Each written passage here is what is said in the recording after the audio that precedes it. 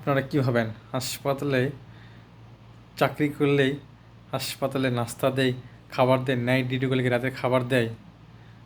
ন।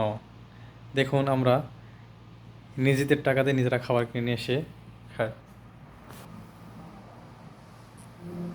খিচুড়ি নিয়ে আসছে, এই ডাল, এই একটি ডিম।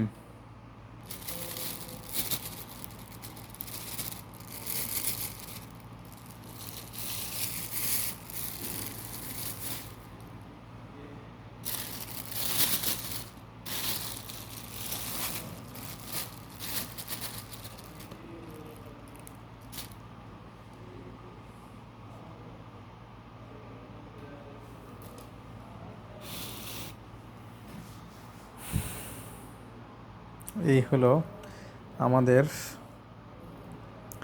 রাতের খাবার, হসপিটালের ডিউটিতে খাবার।